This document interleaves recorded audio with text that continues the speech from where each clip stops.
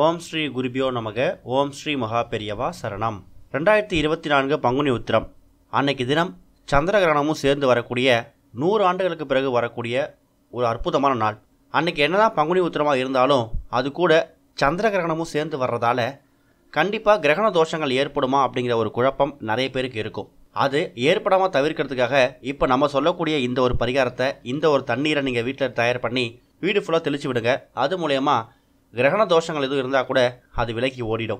ஒரு வருஷமும் 12வது மாதமாக இருக்கக்கூடிய பங்குனியும் 12வது நட்சத்திரமாக இருக்கக்கூடிய உத்திரமும் சேரக்கூடிய அற்புதமான நாள் தான் பங்குனி உத்திரம். அன்னைக்கு தினம் பௌர்ணமி சேர்ந்து வரக்கூடியது ரொம்ப விசேஷம். ஒரு சில பகுதிகளில் ஞாயிற்றுக்கிழமையே உத்திரமும் பௌர்ணமி ஆரம்பிச்சிருந்தால 24ஆம் தேதியில இருந்தே பங்குனி உத்தரத்தை கொண்டாட ஆரம்பிச்சிடுவாங்க. ஆனால் சூரிய உதயத்துக்கு பிறகு அந்த திதியையும் நட்சத்திரத்தையும் கணக்கெடுத்துக்கிறவங்க மார்ச் 25 திங்கட்கிழமை பங்குனி உத்திரத்தை எடுத்துக்கிறாங்க. எப்படி பார்த்தாலும் மார்ச் 25 பங்குனி உத்திரம் இருக்கு. அன்னைக்கு தினம் சந்திர கிரகணம் அப்படிங்கிறதால இப்போ நம்ம சொல்லக்கூடிய இந்த ஒரு தண்ணீரை நீங்கள் உங்கள் வீட்டில் சின்னதாக சொம்பு மாதிரி கலசம் மாதிரி தயார் பண்ணி வச்சு சந்திர கிரகணம் முடிஞ்சதுக்கு அப்புறமா அதை நீங்கள் தெளிச்சு விடணும். மார்ச் 25 100 ஆண்டுகளுக்கு பிறகு வரக்கூடிய சந்திர கிரகணம் காலையில் 10:23க்கு ஆரம்பித்து மதியம் 3:02 வரைக்கும் இருக்குது. கிட்டத்தட்ட 4 மணி நேரம் 36 நிமிஷம் இந்த கிரகணம் இருக்க போகுது.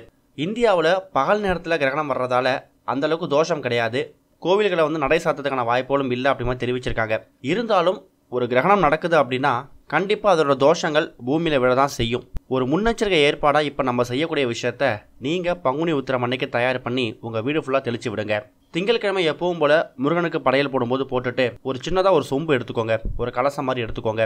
அதுக்கு மஞ்சள் குங்குமம் பொட்டு வச்சு அதில் 3/4 அளவு நிரம்புற அளவுக்கு தண்ணி ஊற்றி 1 ஸ்பூன் கல்லுப்பு, 1 ஸ்பூன் மஞ்சள் தூள், 2 ஏலக்காய், 2 கிராம்பு, பச்சை கற்பூரம், ₹1 நாணயம், 2 வேப்பிலை, எலுமிச்சை பழம், இது எல்லாத்தையும் அந்த தண்ணிக்குள்ளே போட்டு அது மேலே மாவிலையை வச்சுடுங்க. தேங்காய் வச்சு பூரண கும்பம் வைக்கிற பழக்கம் இருக்கிறவங்க செய்யலாம். இல்லைனா தேங்காய் வைக்காமல் வெறும் மாவிலையை மட்டும் அந்த கலசத்தோட வாய்ப்பகுதியில் வச்சிடலாம். உங்கள் வீட்டில் முருகனுக்கு பூஜை பண்ணும்போது இந்த தண்ணியை சேர்த்து வச்சு பூஜை பண்ணிடுங்க. சந்திர கிரகணம் நம்ம முன்னாடியே சொன்ன மாதிரி மதியம் 3:02 வரைக்கும் இருக்கு. கிரகணம் முடிஞ்சதுக்கு அப்புறமா அந்த தண்ணீரை உங்கள் வீடு ஃபுல்லாக தெளிச்சு விடுங்க.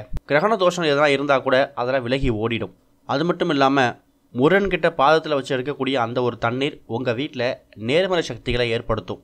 துர்சக்திகள் எதாவது இருந்ததுன்னா அதெல்லாம் விரட்டி அடிக்கப்படும். சந்திர கிரகணம் பகல் நேரத்தில் வர்றதால தோஷம் இல்லை அப்படின்னு சொன்னாலும் கூட முன்னெச்சரிக்கை ஏற்பாடு நம்ம செய்யக்கூடிய சில விஷயங்கள் நமக்கு வரக்கூடிய கிரகண தோஷத்தை தடுத்து நிறுத்திடும். ஓம் ஸ்ரீ குருபியோ நமக. ஓம் ஸ்ரீ மகா பெரியவா சரணம்.